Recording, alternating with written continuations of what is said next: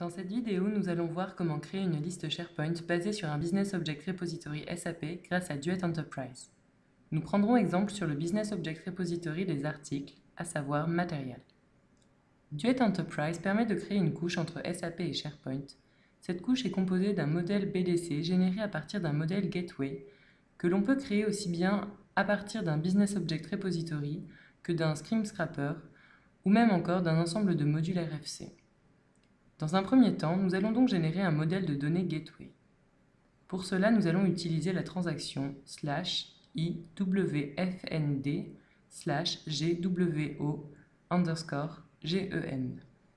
Une fois dans le générateur de modèle de données Gateway, nous allons entrer le nom du modèle que nous souhaitons générer. Puisque notre exemple se base sur le Business Object Repository Material, nous allons appeler notre modèle ZMaterial. La Gateway permet de générer des modèles à partir de différents types de sources de données. Nous pouvons utiliser comme source de données un Business Object Repository, du screen scrapping ou bien des fonctions RFC. Dans cet exemple, la source de données sera un Business Object Repository. Je choisis donc l'option 1, BOR. Et ce Business Object Repository est situé sur un système dont l'identifiant est CRP CLNT 800. Nous enregistrons ensuite le modèle en tant qu'objet local. L'écran de création du modèle de données Gateway est divisé en deux. À gauche, nous disposons des informations concernant la source de données. Dans notre cas, il s'agit de l'ensemble des Business Object Repository présents dans le système CRP CLNT 800. Nous allons donc chercher le BOR Matériel. Parmi les opérations disponibles depuis ce BOR, nous pouvons remarquer l'opération getDetail qui, au niveau du modèle de données, correspond à une opération de read, et l'opération getList qui, au niveau du modèle de données, se traduira par une opération de query. Nous avons donc sélectionné l'opération getList, que nous allons ensuite mapper avec l'opération query du modèle que nous sommes en train de créer. Au niveau des opérations disponibles au niveau du modèle, nous pouvons remarquer qu'il est possible de créer un mapping pour des opérations de query, de read, de create, d'update et de delete. Le mapping avec getList se fait sur l'opération de query. L'ensemble des paramètres d'entrée et de sortie apparaissent alors. Les paramètres d'entrée sont précédés d'une icône avec une flèche entrante, alors que les paramètres de sortie sont précédés de la même icône mais avec une flèche sortante. Dans notre exemple, nous ne souhaitons pas mapper avec l'intégralité des paramètres de getList. Nous allons simplement garder MateNRSelection, qui nous permettra de filtrer sur le numéro d'article. Nous allons donc préciser l'ensemble des définitions de MateNRSelection en cliquant sur Set Range Table. Nous indiquons ensuite que MateNRSelection doit être mappée avec la clé scoreID value et nous précisons la sémantique de MateNRLow et MateNRHigh.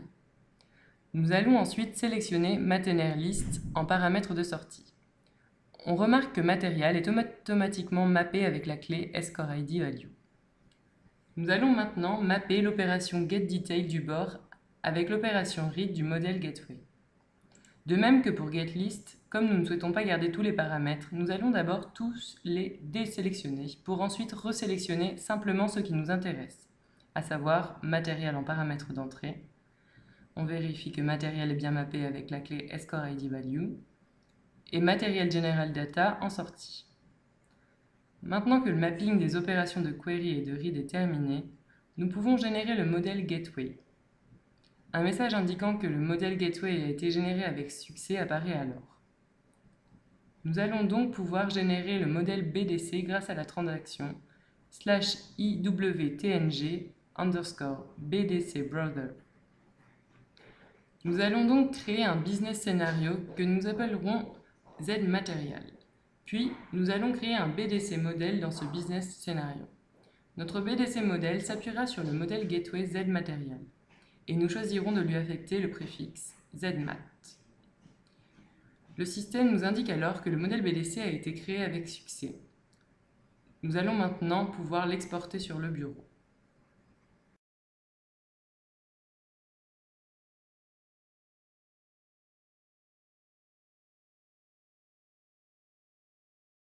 Un répertoire zip a bien été créé sur le bureau. Nous allons le dézipper. On retrouve 3 fichiers dont le fichier zmaterialmodel.xml.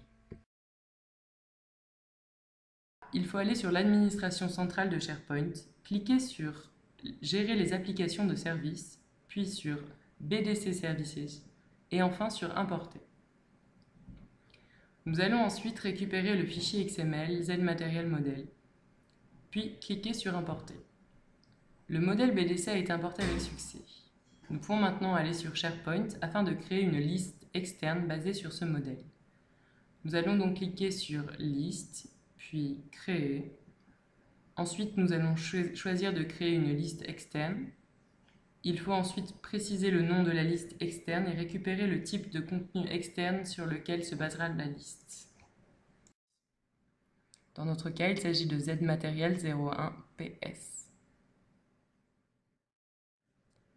On remarque que la liste a été correctement créée. Cependant, aucun item n'est affiché. Nous allons donc modifier l'affichage afin de paramétrer le filtre d'affichage.